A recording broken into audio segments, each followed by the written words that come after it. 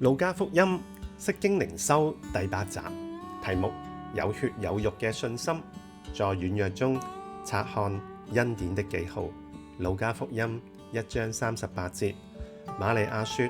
我是主嘅使女，情願照你嘅話成就在我身上。天使就離開她去了。若果我哋將撒迦利亞同埋瑪利亞對天使加百列嘅回應做一個對比，就好容易睇得出撒迦利亞因為不信而暫時成為啞巴，但瑪利亞卻因為信服成就咗神嘅美意。然而，若果我哋太美化瑪利亞嘅優點，就好容易忽略其實瑪利亞同我哋一樣有住人性軟弱嘅一面。當加百列向瑪利亞報喜訊嘅時候，同佢講要生下一個神嘅兒子彌賽亞嘅時候，瑪利亞同樣感到困惑。佢喺度反覆思想天使嘅說話，然後回答：我沒有出嫁，怎麼有這事呢？呢句說話原文嘅意思就係我唔認識男人，可以解做性行為。瑪利亞喺度含蓄咁表達，一個未有性行為嘅處女點可能會懷孕呢？天使當然知道瑪利亞嘅困惑，就安慰佢咁講：聖靈要降臨到你身上，至高者嘅能力要蔭庇你。呢個係讓瑪利亞明白佢能夠懷孕，完全係聖靈嘅大能，係神親自嘅工作。為咗增強佢嘅信心，天使仲賜下一個恩典嘅記號，讓佢知道年老不育嘅親戚伊麗莎白都已經懷孕啦。路加喺第1章細心咁描寫2次加百列顯現嘅經過，而撒迦利亞同埋瑪利亞喺回應加百列報喜訊嘅時候，其實大家都表現出信心不足。當然，撒迦利亞嘅軟弱就更加大啦。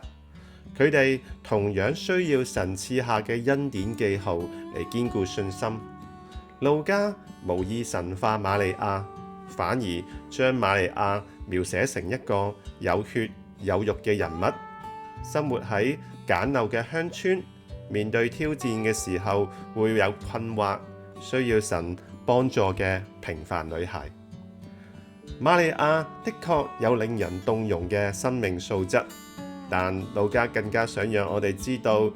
神嘅旨意能夠喺瑪利亞身上成就嘅秘訣係聖靈嘅工作。使徒行傳2章18節咁講：在那些日子，我要將我嘅靈澆灌喺我嘅僕人同埋使女，佢哋要說預言。呢段經文嘅背景係5旬節。門徒被聖靈充滿，講起各個方言嚟。經文裏邊提到嘅使女呢個字，正正就係路加福音1章38節裏邊瑪利亞自稱嗰個字。佢講：我係主嘅使女，情願照你嘅話成就在我身上。路加係一位好強調聖靈工作嘅作者，佢指出聖靈降臨喺瑪利亞呢個使女身上，先至能夠讓主嘅旨意成就。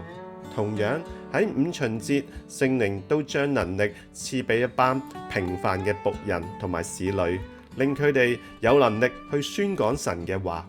所以我哋唔需要過分神化瑪利亞嘅個人特質，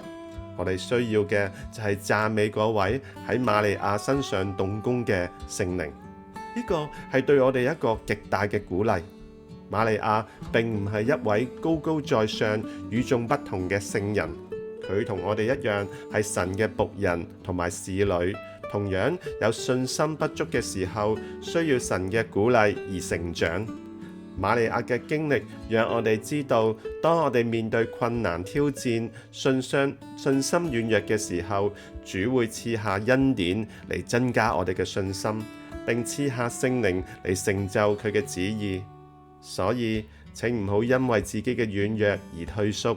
要專心察看恩典嘅記號，謙卑依靠聖靈嘅能力，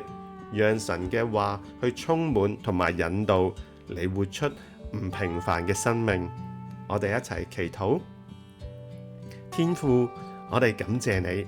透過瑪利亞嘅生命，讓我哋睇見你唔係淨係揀嗰啲完全嘅人。求你喺我嘅平凡同埋軟弱身上顯出你嘅大能，奉主耶穌名祈禱，阿門。